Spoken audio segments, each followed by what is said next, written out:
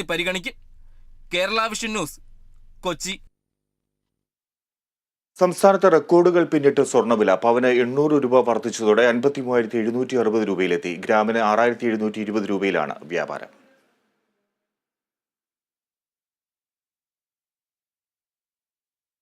ഒരു പവന്റെ വില 53,760 രൂപയിലേക്ക് എത്തി. ഗ്രാമിന് 100 രൂപയുടെ വർധനമാണ് രേഖപ്പെടുത്തിയത്. ഗ്രാമിന് 6,720 രൂപയിലാണ് വ്യാപാരം. വെള്ളിവിലയിലും നേരിയ വർധനവ് രേഖപ്പെടുത്തി. അന്താരാഷ്ട്ര വിപണിയിൽ വില ഉയർന്നതാണ് സംസ്ഥാനത്തും പ്രതിഫലിക്കുന്നത്. അന്താരാഷ്ട്ര സ്വർണ്ണവില 2,340 കടന്ന് $2,387 എന്ന ഉയരത്തിലെത്തി. മിഡിൽ ഈസ്റ്റിലെ സംഘർഷങ്ങൾ കൂടുന്നതും സ്വർണത്തിലുള്ള നിക്ഷേപം വർദ്ധിക്കുന്നതും വില ഉയരുന്നതിന് കാരണമായി. കഴിഞ്ഞ മാസം 29-നാണ് ആദ്യമായി സ്വർണ്ണവില 50,000 കടന്നത്. പിന്നീട് നേരിയ ഇടിവ് രേഖപ്പെടുത്തിയെങ്കിലും തുടർച്ചയായി വില വർദ്ധിക്കുകയായിരുന്നു.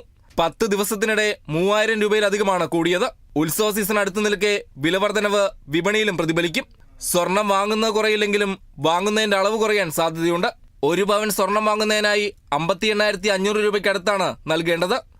News desk, Kerala vision news.